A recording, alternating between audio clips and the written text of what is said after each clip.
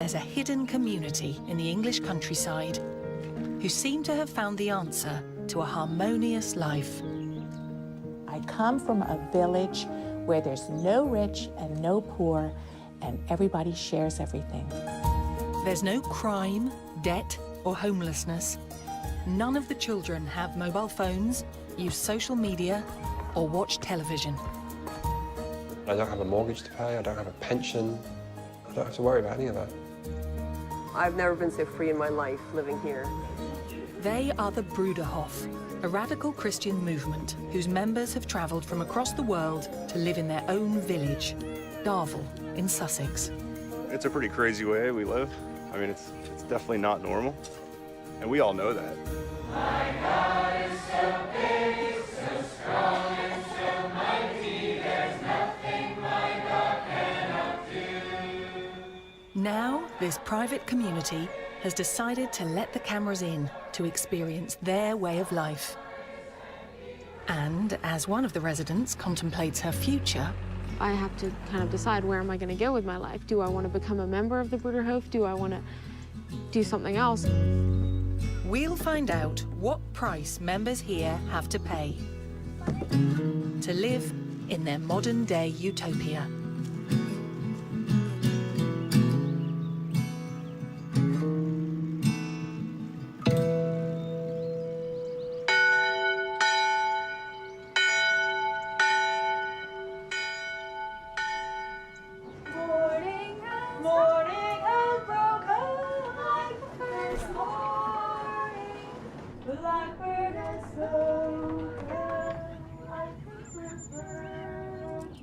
Why don't you put that bag on the wagon? Bernard Hibbs first came to Darvel almost 30 years ago. He met his wife, Rachel, here, and they have 3 children.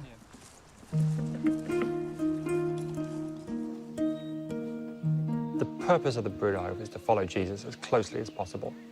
And it's based on Jesus' teachings in the Sermon on the Mount. If you read the Gospels, Jesus sets out how followers of his will live and what their lives will look like. And we believe that the right thing to do is to put those values into place here and now, and not just wait for some future glorious kingdom to come, but rather try and live like we think that kingdom would be like. There's no reason to wait. You know, we may as well at least start. And things like caring for each other, doing away with status, sharing your possessions, those are really easy starts to make, because we doubt there's going to be money in heaven. So why not just do away with it here? There better not be money in heaven. It's such a huge disappointment.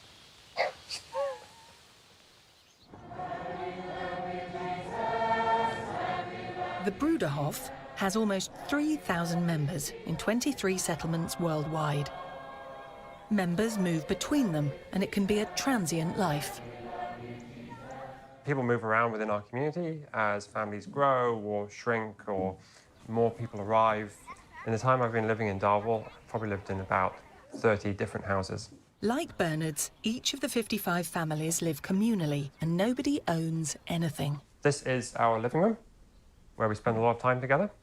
And each family here has their own living room because it's vitally important to have family time together. So this is our kitchen. We share this with 3 families. My parents live down the hall, and then there's a young couple next to us with a 3-month-old baby, and so we all use this kitchen together. We have supplies that we need for cooking that we go and get from our stores department, and we share a refrigerator. People have labels on their shelves if they want. These aren't my things, I don't buy them. I own absolutely nothing. I don't even own my clothes. We have a department that buys clothing. So if I want another jacket, like this jacket, I simply said, could I have a black jacket to wear when the weather's cold? We get our shoes in the same way. You simply write a note to the clothing department, and I'll get given a pair of shoes a few hours later. So it's like sort of same-day shopping. A century-old movement, the Bruderhof members follow a strict dress code, with some of the ladies' and children's wear being made on site by the sisters. That's for nightwear, children's little dresses and nighties, And then these are kind of for people that feel young. We don't want a slinky kind that will show your figure.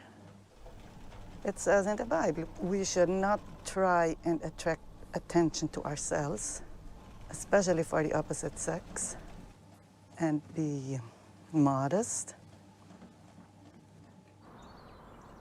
The community buys everything it needs through a multi-million-pound business they own, making and selling children's toys and furniture. Most people expect, when they hear about us, to see sort of lines of monks chiseling away on bits of wood, but it's not true. It's a big business. The factory provides work for the majority of the community, but not one person earns a wage. I've never had a paycheck in my life, but I don't like to brag, but I've perhaps worked harder than most people. I don't need any money. Everything is provided within the community, so money isn't really necessary. Beyond the factory, the residents also work on the farm, in the school, and operate the kitchen and laundry, which is run on an industrial scale. We're 300 people and only 4 washing machines. So our laundry machines basically run all day. I sometimes even dream about working in the laundry at night, washing and folding people's clothing.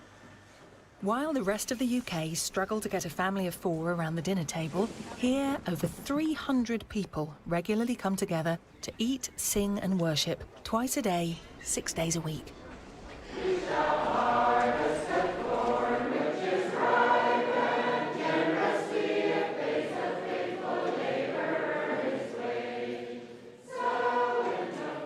You do a lot of singing, don't you, Bernard?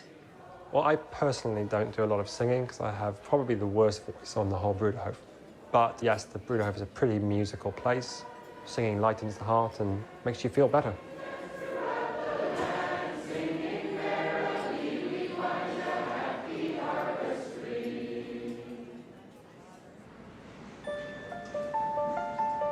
Hannah and her family have lived in the Bruderhof for 3 generations. She came to the UK aged 9, and now she's approaching adulthood. She's questioning her faith and future. I'm not a member yet, and I could only become a member when I turn 21, so I'm too young anyhow. But now that I'm 18, I'm thinking about it, because joining the community would be a big deal, like a lifelong commitment. One reason that I wouldn't just join the Bruderhof is because it has to be something that's more than just traditions. It can't just be a thing that I grew up doing, so I'm happy with it, and it's comfortable, and this is how we did this. We've always done this, so this is what we're going to do, because that makes no sense to me. There's nothing real about that. It's just, it's dead. It's in the past.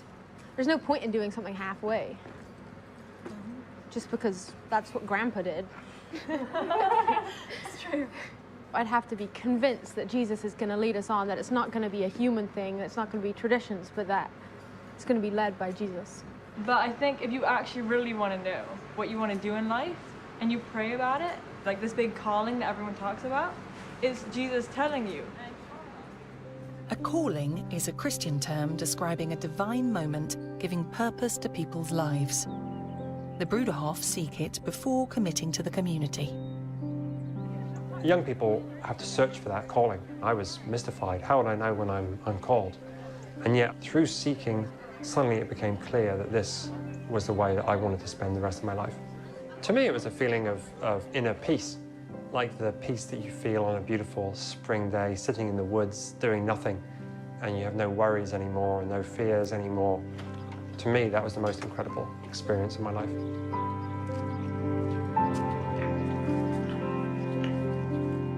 Bernard committed to this life as soon as he was able, and has never doubted his decision to raise his family here.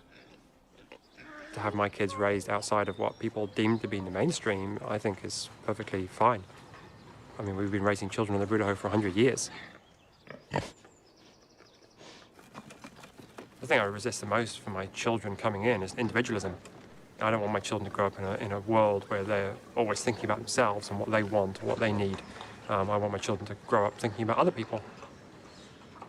I don't feel a need to cram my children's rooms with toys because they have so much more. They spend most of their time playing outdoors. Bernard had to accept the Bruderhof's back-to-basics lifestyle when he moved to Darvel as a 9-year-old boy. When we first visited as a family, the first thing my parents did is started singing at breakfast and then got rid of our television. So those are the two. Mine. Not really. Actually, look at this. I'll show you something interesting. It's the front of the Spectator this week. Yeah, some like playing on an ancient iPad. geek or whatever it is. What's it trying to tell you? Time to switch your iPads off. Time to switch off. Look, he's looking at an iPad. What's an iPad? It's like a big phone or a small computer. And children these days spend a lot of time using iPads. Children here don't have access to the internet, they don't have a smartphone, they don't play video games. And I think it's a good thing. I think a lot of sort of social media is very isolating. You know, you can sit in your bedroom and play computer games, or maybe play with someone who's 1,000 miles away. But I think kids should be doing stuff with their friends, face to face. Aged 13, Esther is the oldest of Bernard's children. Other people that are your age, what do you imagine they like doing in their bedrooms? I mean, they'd probably be on their phone most of the time, or doing, I don't know, other things, or watching telly. I don't know, but we don't have those things. Do you feel that you miss those things at all? No, I don't think I miss them, because I've never had them, so I don't know what to miss. So all the European countries started developing trade routes to go into the Far East. We have Spain and... The children are schooled by the Bruderhof, and although they do have some contact with the outside world, it's not until adulthood that they are encouraged to leave and explore life in mainstream society. In search of her calling, Hannah has decided to do just that, swapping the green fields of Darvel for inner city Peckham. I want to go to London to get an experience away from the Bruderhof. At this point, it's basically all I've really known, but it has to be more than like a safe and protected way of life.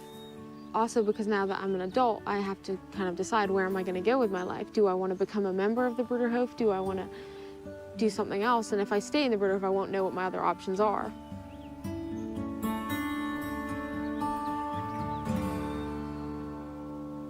What do you think you're searching for? The same thing everyone else looks for in life, fulfillment. I mean, everyone needs that, right? You have to be fulfilled somehow. I've heard other Christians saying things like, God told me to come to London and work for homeless people. And I'm like, gee, that must be nice. God told you? That makes it really simple, doesn't it?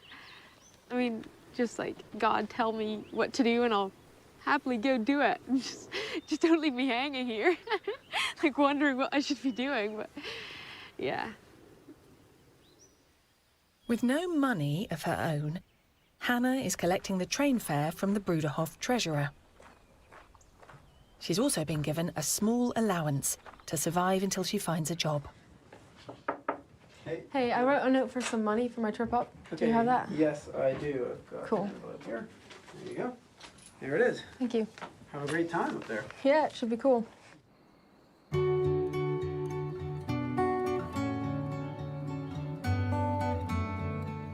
It's Hannah's last night with her parents. Let's give thanks. God, thank you for this opportunity for Hannah to go to London, and we know you will protect her and lead her, and we thank you for this food and ask your blessing. Amen. Mum, Ruthie, and Dad, Mark, understand the challenges of the journey she is about to take. Hannah, it was only a few years ago that I shot off from home on a 18-hour bus ride or something crazy. Good grief. Yeah, down to South Carolina. And I ended up finding out that I was going to go right into work with no training. That was tough, I'll admit. But it's those tough times that end up being the good times. I learned to pray real fast. Yeah, I think it's exciting. When you start really praying and you really are looking for answers, you suddenly start seeing them. You're going to meet a lot of people who live very different lives But that doesn't matter. God works in many colors. I hope you learn humility. You can never be too humble, right? And I hope you learn to depend completely on God. We do not want our communities and our commitment here to be something that is an automatic for a child growing up here. That would be bad. That's why we want her to have this chance to be away. Take this opportunity if you like.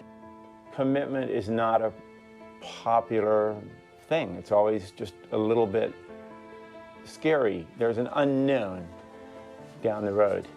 And that decision we will leave entirely to her.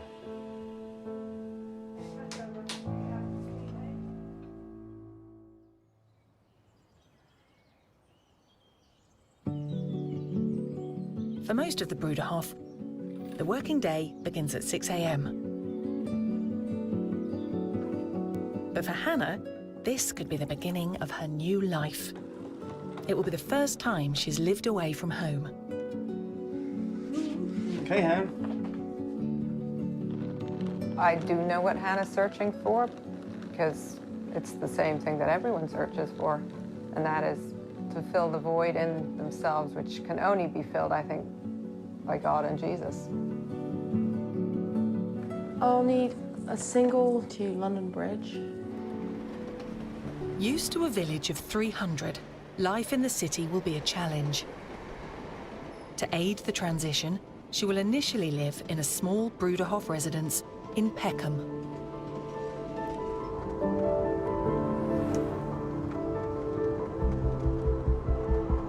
It's kind of strange to now think that this is going to be home. But it doesn't look like home, but it will get there. It's too people-y out there. Yeah, it's another world. We are house parents here in Peckham for the young people. When they first arrive, you know, they are often shell-shocked. We're no longer strolling through the countryside. We are now in a big city. Nothing can prepare them for what they're actually going to meet each day. Lots of people, the traffic. These things take time to adjust to from the country. This is it. I'm feeling hopeful and excited and nervous and everything else, and I don't even know what I'm feeling.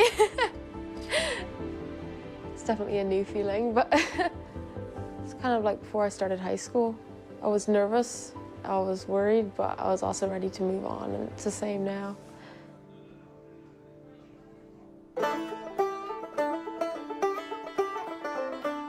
Only 56 miles south, life couldn't be more different. I think you have days where you question your faith and you ask yourself, you know, did I really need to commit my entire life to, you know, radical Christianity? But if you ask me, I couldn't live anywhere else. Hardy is 26. He moved to the UK in 2010. Like Hannah, his path to commitment was not always clear. I grew up with the Bruderhof. As a child, you know, the Bruderhof is paradise. It was a great place to grow up. Absolutely loved it. Of course, as I grew older, you know, you hit your teenage years. Definitely I had the mentality, grass is greener, you know, away from the community. We don't have our own technology. We don't watch television. So for a young teenager, that's a big deal. You know, you see what everyone else has and you're like, man, it's rough here. So yeah, I would say I became a bit of a disturbance. I guess you could call it rebelliousness, just basic teenage behavior. So by mutual consent, my family decided to take some time away from the community. And that was done totally with the Bruderhof's blessing. Hardy and his 5 siblings left when he was 14. At the time, he felt life outside the community would be better. When I first left the community, I was surprised by the way a lot of people live. A lot of things which I didn't feel were good were normal. So in a way, you could say our children aren't adequately prepared for that. You definitely have to make an adjustment. It's not easy to move from a place where a lot of things are done for you to a life where you're on your own and you have to figure it out. In London for only a short time, it's immediately apparent to Hannah how different her life has been. I kind of feel like almost from a different time zone, you could say. It's not that I'm old-fashioned, it's more that, like, imagine that someone from the Middle Ages shows up in London and stays like Middle Ages, stays in those clothes, stays in that, like, way of life. I kind of feel like a foreigner, but it's different than that. It's like, I'm still from England, I'm still British. I'm also just from a really different way of living. Living independently, Hannah now has control of her life and finances for the first time. Going to a shop to buy food or whatever is very different from Darvel because I never had to do that there. It feels strange to have money in my pocket. I never needed to have money, so I never had it. Growing up, I would walk past the shops and you just kind of like look at the stuff and you know, okay, you're not gonna buy it because you don't have the money. And now I have the money and I can. It's also a responsibility. It's not a lot of money and I can't just go spend it on anything. Thank you very much. Thank you. Thank you. Whilst the city offers Hannah endless possibilities, the realities of modern life are beginning to dawn on her. I'm kind of excited, but to be really honest, I'm freaking nervous too. Yeah. It's kind of exciting. I mean, like, that's everything that I've never done before, which is crazy. I mean, like, even just like the basic things, like setting up a bank account, getting a job, buying a phone, like basic stuff that everybody else has done or they've seen their parents doing growing up. And I've never done. I'm probably gonna screw that all up. Never had to worry about it before. But like, I don't want to just like come running back for help as soon as I run out of money, because that's a bit pathetic.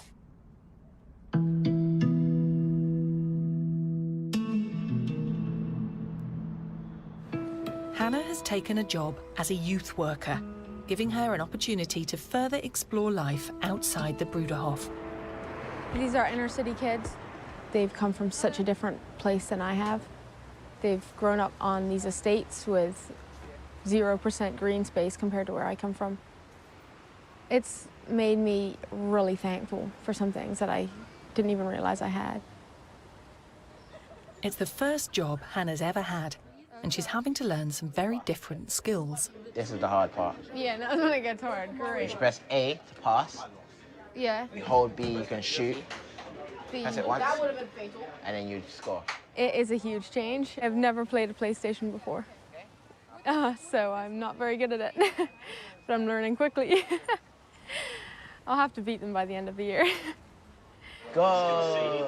It was really close. That was bad news. I didn't know what to do. The job is giving Hannah a chance to see what children outside her world dream of. Do you like school? I love school, even though I'm in year 6, I love it. I love to learn and I love to play with my friends. In our school today. I was surprised the other day at an estate. One kid, they told me they wanted to be a marine biologist. He's 9 years old. So I was like, whoa. It's really impressive, their aspirations, because you see where they're coming from, an estate in London. But like, the fact that they still want to follow a dream like this is incredible. And does that make you question what your future holds for you? Yeah, it kind of does. As a kid, I wanted to be a ranger in the Catskill Mountains. But if I was at the Bruderhof now, I would be cleaning probably, or in the nursery. If I would commit to the Bruderhof, it would limit my future. A decision to return to the Bruderhof would mean Hannah would give up many personal freedoms that most take for granted. It's definitely a life where you have to sacrifice things. And ambition is one of those things you have to sacrifice. You know, if you want some high-powered career, the Bruderhof's not going to be the place for you. There are only a few types of job available here, and the domestic duties are predominantly undertaken by the female members. People often come to the Bruderhof and they see a certain sort of gender segregation in our work and they want to ask about it. But to us, no one's being paid, and it's really not a big deal which jobs men do and which jobs women do. You know, there's no benefit in any of those jobs. Have you ever questioned the divisions of roles based on gender?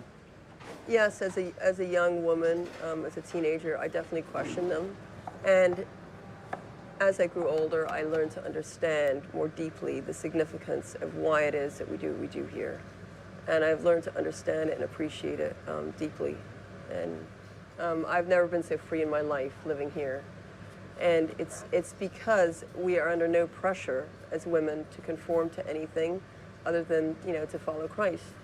And we do that in a free way by taking care of our kids, taking care of other people's kids, you know, doing laundry, chopping vegetables, whatever is in the kitchen. And we have our roles perhaps just because they're traditional roles of women. And it's not a bad thing. It's a wonderful thing. And I appreciate it and I'm thankful for it. It's not just career choice that Hannah would forfeit.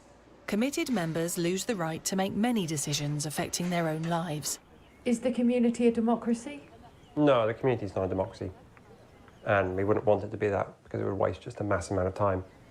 People move where they're told, people move around internationally. So it's a way of life where you have to be willing to give up that sort of stuff or you shouldn't come and join.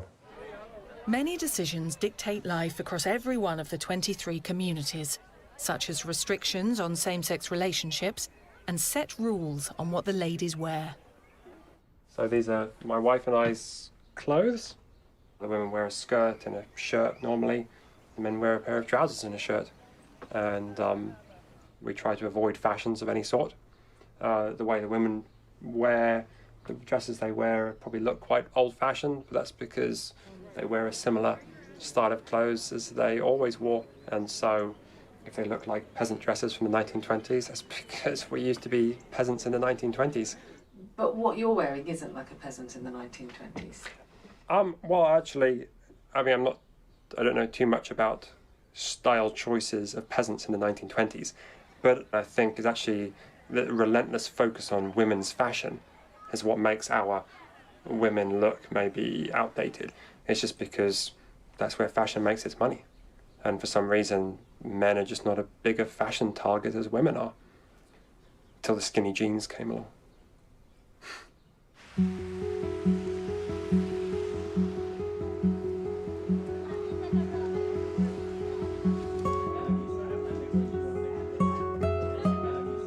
Is it the kind of stuff that you would wear? No. It's not the kind of stuff I'd wear. What would you wear? Something that's functional. I mean, like, what's the point of this? There's like nothing in the back. It's just, no. Can't you just see me in this? Not.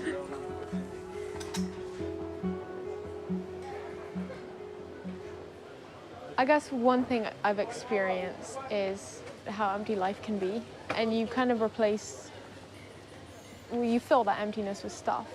It is bizarre because it's just so unnecessary.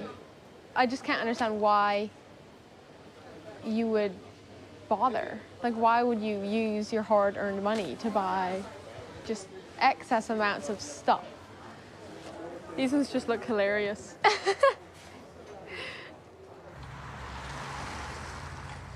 Once in our little community in Germany, we were all sitting around in the evening and we were giving each other haircuts, like whack, whack, whack, with a big pair of sewing scissors. And one of our friends was there, like from the neighborhood, and she was like, I just paid 50 euros for that. That's awesome. No. Hannah's met with other Bruderhof women living in London who are also questioning life in mainstream society. I think women often don't realize how enslaved they are by consumerism and how absolutely binding it is. That's why, and it's often even hard to make genuine relationships with people when they're so fixated on lifestyle and on appearance. I wear like the most old-fashioned, like kind of modest Christian clothes, but I don't know, maybe I'm like one of the louder, like wilder ones. I have to say, I'm not entirely identified by what I wear. For me, it just makes a simple statement to the world about who I am and what people can do to me. It says something about what I believe in. And, Yeah. Well, I think a lot of it is what other people perceive. Like, other people think, oh, they're oppressed, or oh, they just have to listen and the men have all to say, but that's totally not how it is. It's not how it is. So, like, changing how we are doesn't make sense because at this point, like, we're not oppressed.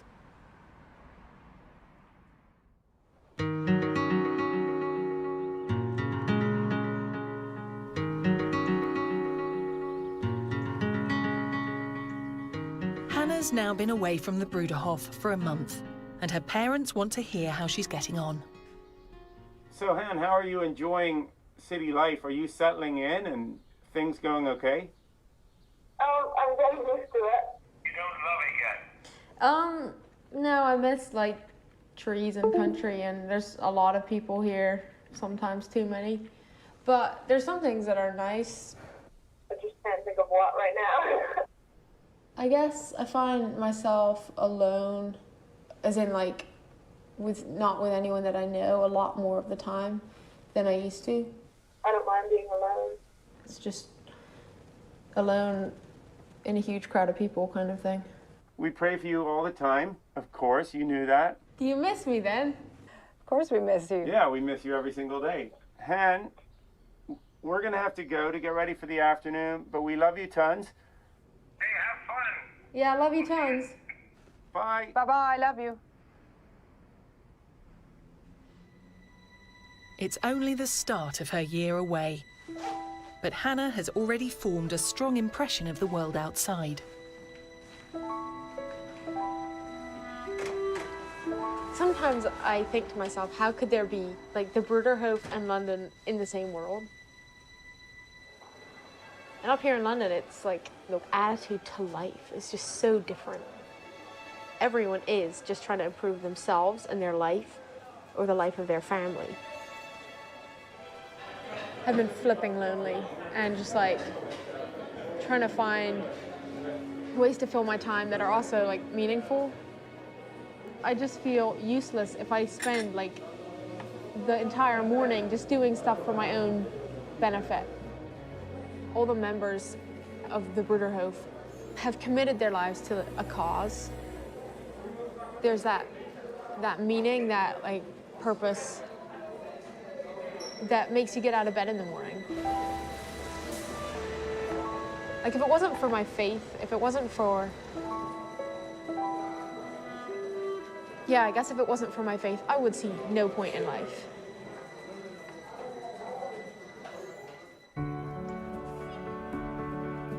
It's not important at all that all the children who grew up here join the community. In fact, if everyone joined the community, it would probably mean that we're doing something wrong. I like it that, 20–30% of young people find some other calling outside of the community. I think that's a good thing. I think it's healthy. Are there some ex-members who would talk negatively about their experience in the Bruderhof? There's definitely people who have left over the years who are unhappy with the Bruderhof. I think it's important to know that the Bruderhof has changed. In the 1940s, 1950s, the community didn't have any money. Maybe didn't give people the support they needed. Times are different now, and we have to apologize and try and find forgiveness for that. Hardy, why did you come back? What brought me back was I never felt the same sense of belonging anywhere else. Some people might say that you were running away from real life by moving back here. What would you say to that? I don't think the Bruderhof is an escape from reality. We're not trying to get away from all the terrible things in the world. I think from a selfish point of view, I would probably be happier living elsewhere. I knew it would take sacrifice. I knew I had to give up what I wanted to do with my life. Giving up my career, my ambitions, my dreams of what I could become. But I was willing to make that sacrifice in order to find that peace, which I found in this community.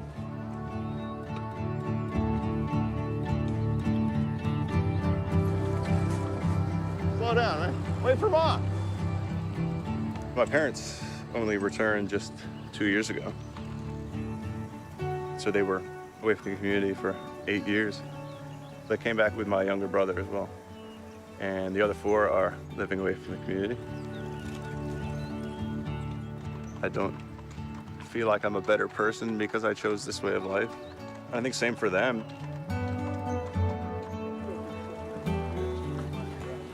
People have asked us, is the Bruderhof a cult? And I can emphatically say no. A cult forces its members to stay. Our community, we literally boot our children out when they're 18 and say, go and try something else. People will probably think our way of life is a bit strange. It's certainly very different. We have no problem realizing that. But they'll probably also just see that it's normal people trying to live a decent way of life. Do you have control in your life here? It depends what you mean by control. There's a certain order to life in community, and I think that's a good thing. It's a wholesome thing. It's about living a disciplined life, which is important. You can see and star and moon and sun and candle.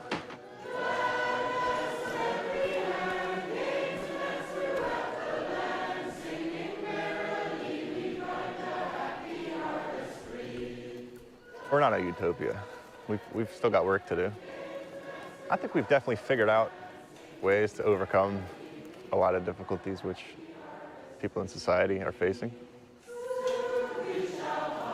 The Bruderhof works because everyone here has given up absolutely everything to follow Christ. I think there's many people that are looking for a different way of life, and a different way of life is possible. Seeing the emptiness in people's lives, seeing how messed up society is, I have realized the value in community, the joy in committing your life to something bigger than yourself. It makes you flippin' happy, because it's not just you anymore. My heart's telling me to finish this year off and get my butt back in Norval.